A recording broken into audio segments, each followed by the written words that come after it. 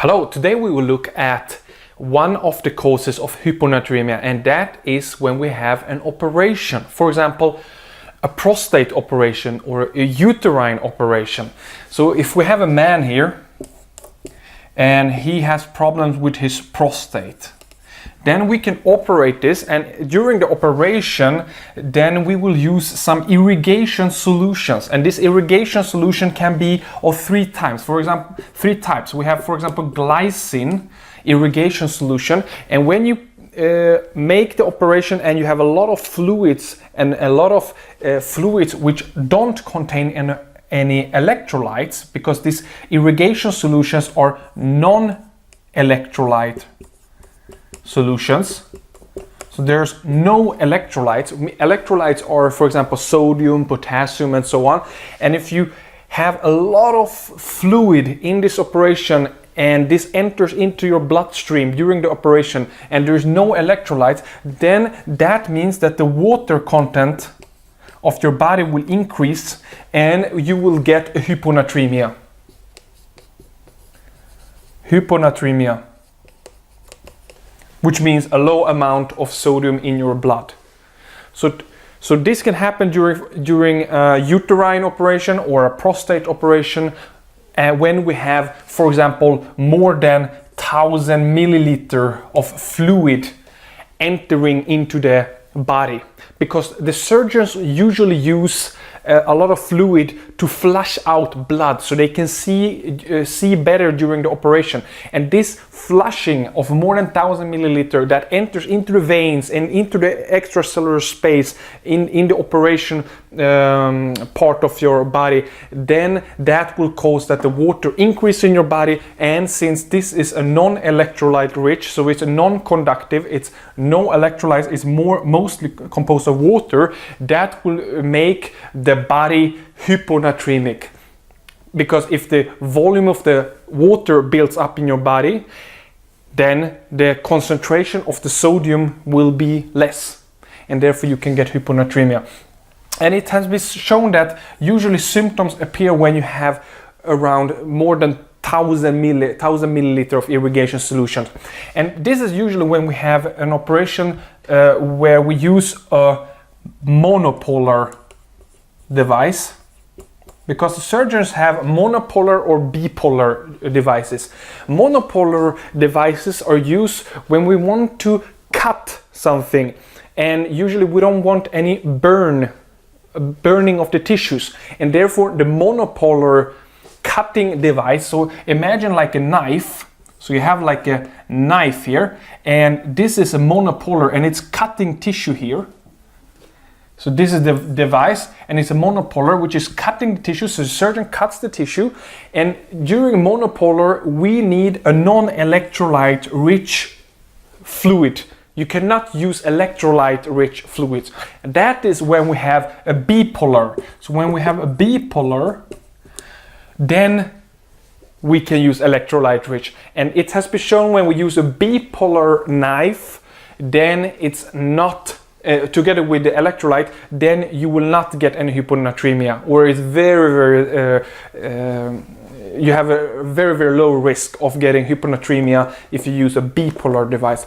But many operations are done with monopolar, which means it's a knife with a non-electrolyte rich, and therefore the fluid builds up. So what we can do in the operation room is that the anesthesiologist or some other person can check how much fluid we gave. So how much did we put in to the operation, and how much did we get out from the operation. So we put in some fluid, and then we measure how much we are suctioning, because during the operation we are suctioning the blood. So we have a suction tube here, and we collect it in the bag, and then we can measure how much fluid was entered here in the operation, and then we can see how much did we give and how much did we enter into this bag. And there exists also automatic solutions where the machine itself will measure this fluid automatically. So it will measure how much we give to the patient and how much it sucks out to the back. And therefore we can calculate this value, the fluid deficit, which means that if you see that you have been putting in 2000 milliliter and in the suction bag it's only 1000 milliliter, that means that it disappeared 1000 milliliter in the body. So let's say we put in 2000 milliliter of fluid here and we get out 1000 here, then we know that somewhere here in the body we have 1000 milliliter. And that is dangerous because then you can get symptoms of hyponatremia, which are, for example, nausea, headache, vomiting, seizures, and cramps, and so on. These are typical signs of neurological signs of hyponatremia, which are very dangerous. And that means that we need to stop the operation. For example, anesthesiologists can decide that no, I want now to stop the operation because I see that a patient gets a lot of neurological symptoms, and I see that this amount is already 1000 milliliter, which means that it's too much. And usually there is a threshold that anesthesiologists use. They usually use around 750 to 1000 milliliter of fluid to say that no, we stop the operation a little bit now, and then we suck out as much as possible. And if we see that there's no symptoms anymore, and if we measure the sodium level directly, we take a sample and we measure the sodium and we see that hey, it's good, then we can continue with the treatment. But if the sodium level is too bad and the symptoms persist, then we need to stop the operation. And if this value is like 1500 and above, then we really need to terminate the operation because it's too much. The patient will get the hyponatremia.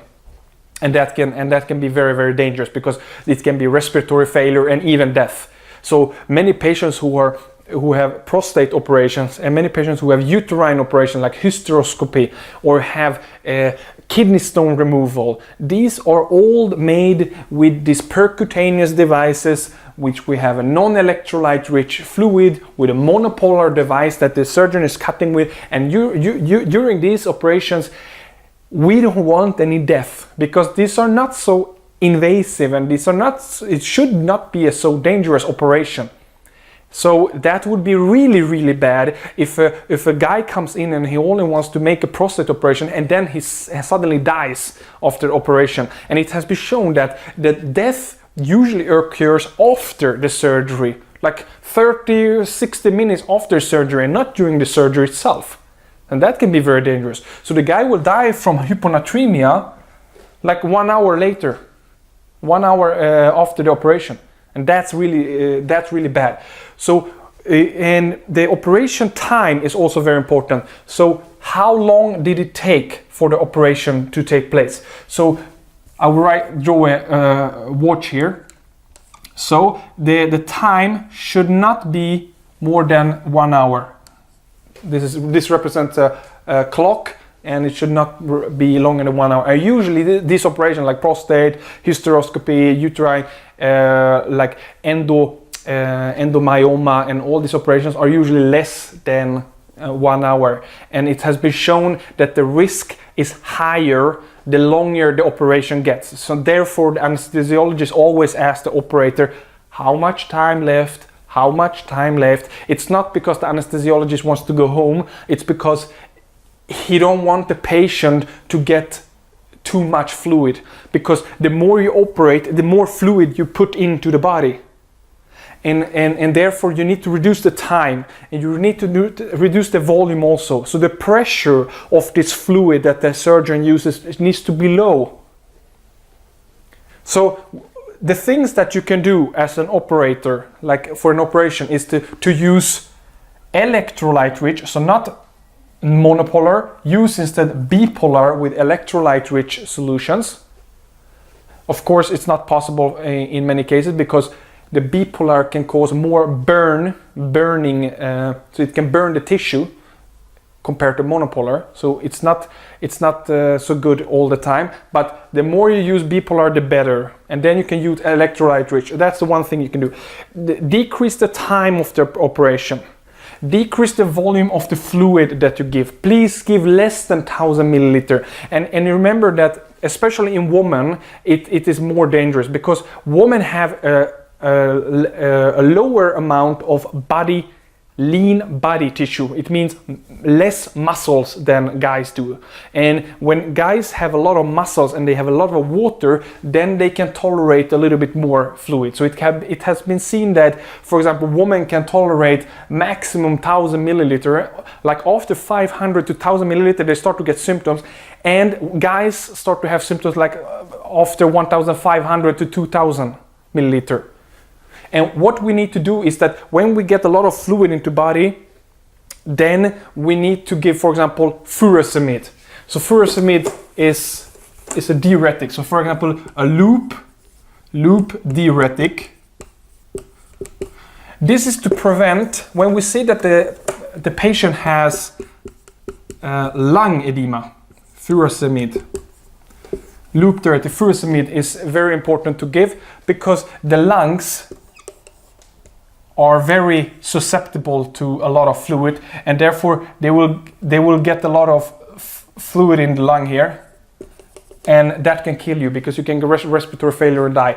So furosemide is very important. And when the patient is asymptomatic, so the patient does not have any symptoms, then you don't need to do anything. You don't need to treat them. You just need to wait. Why? Because this glycine, this solution, this is the solution, the water solution. We have three types. We have glycine, sorbitol, and mannitol, but the glycine is the most important that surgeons use. If you have a lot of glycine, this will tend to be removed by the liver. So it takes some time and then it's removed by the liver. So it will take like 4 hours to get into the cells, and then it will slowly but surely be removed into the liver through the kidneys out of the body.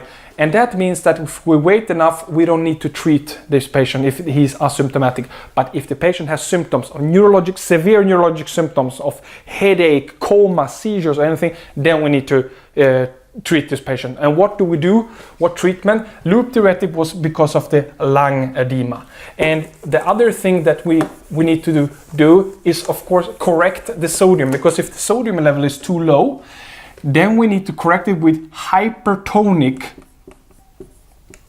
It's called hypertonic sodium solution, and that's when we have 3% of sodium, and we give 100 milliliter in a bolus. Bolus just means that you give it directly into the vein, and if you see that this helps the symptoms and the symptoms disappear, then it's good, and then you measure the values and you see that the sodium level is in the normal range, then it's pretty good.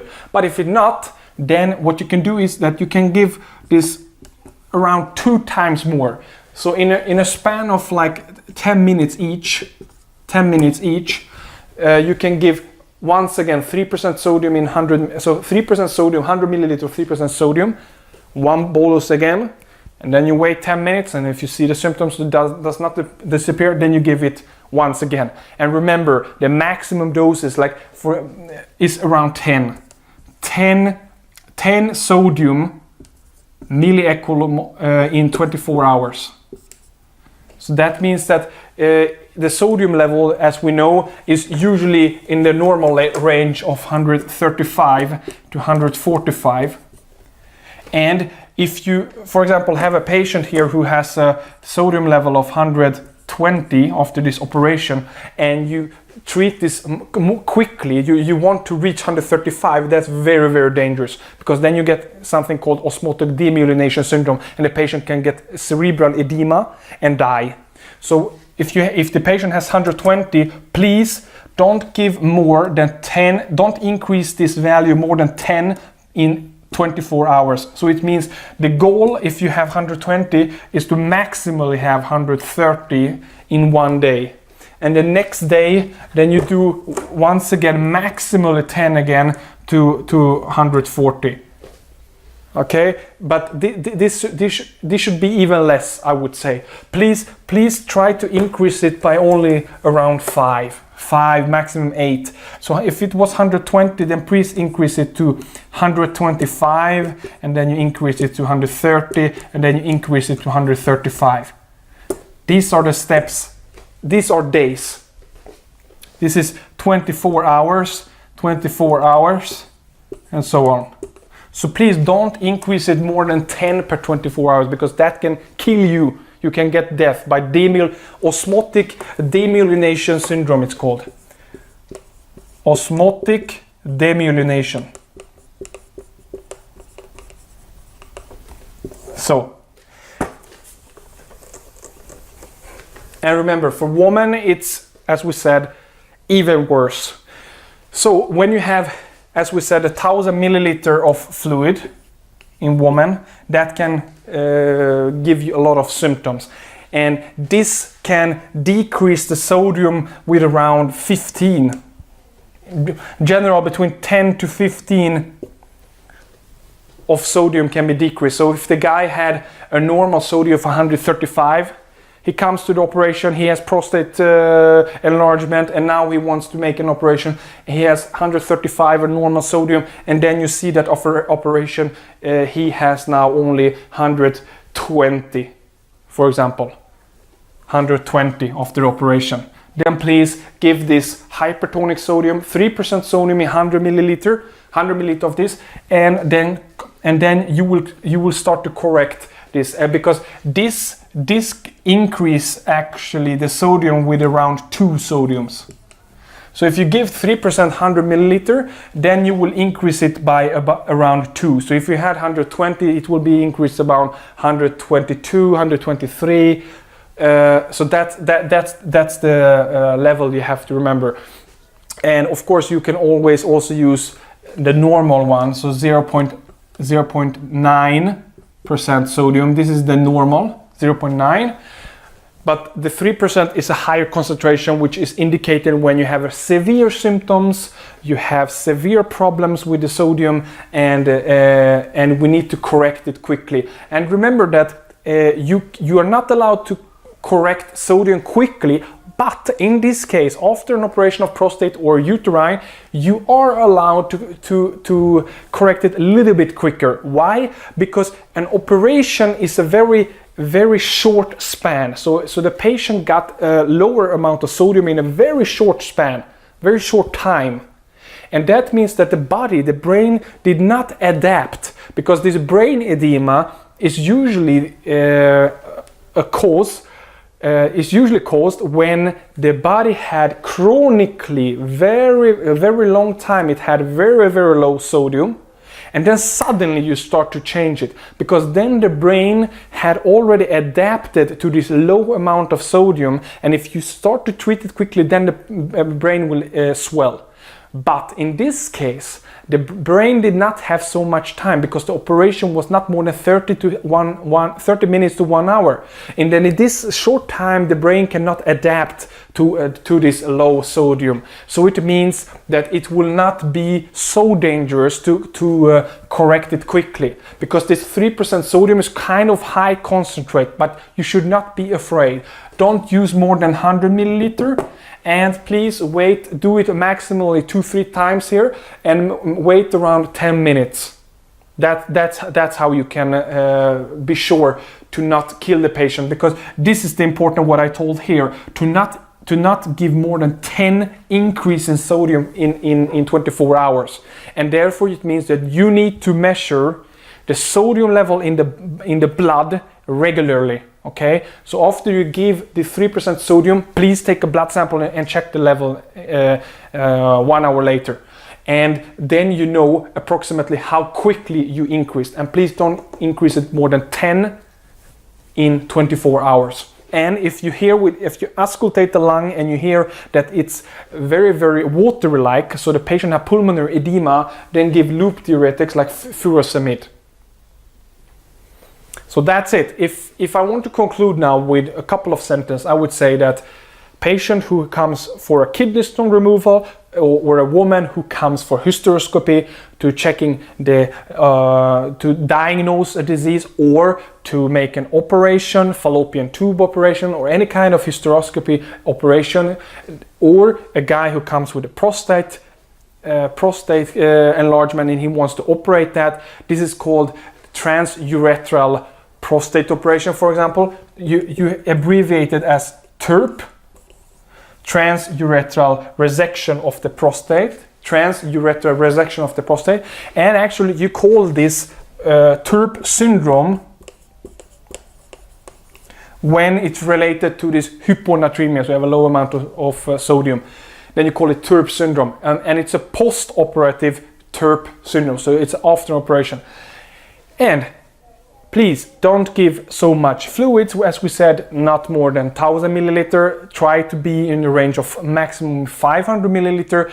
And especially for women, guys can tolerate more, like 1500 milliliter, but women does not tolerate it, because then you get symptoms, neurologic symptoms, and these are, as we said, headaches and confusion and mental changes, and you get vomiting, and the worst cases are, of course, seizures, respiratory failure, and death. So it's very, very dangerous. And as we said, then the operation needs to be as short as possible. So try to make the operation very short. Try to have an automatic device that measures how much fluid did we give and how much fluid did we suck out from the operation, because then we know the difference. That's the fluid deficit. So if we put in 2000 milliliter and we only suck out 1000 milliliter, then it means that 1000 milliliter disappeared into the patient. And that's dangerous. That's what we're talking about here. And then we said that we need to make the operation short. And remember that this syndrome, this hyponatremia, are usually caused after the operation, like 30 minutes to 60 minutes after operation. And you need to look at the patient after the operation, and you need to check the blood values of the sodium and osmolality, and then you need to compensate this with 3% sodium, 100 milliliter. And if this works, then fine. If it's not, then you give it once again in 10 minutes, and then you check the values again, and then you give it once again in 10 minutes if it's not good enough. And of course, as we said, the most important thing is to not make it too fast. So maximum 10 sodium increase in 24 hours. And I would say I would prefer to make a maximum 5 to 8, not be too quick, because then you will get osmotic demyelination. And that's it. I would say this is enough for today. Thank you very much for listening.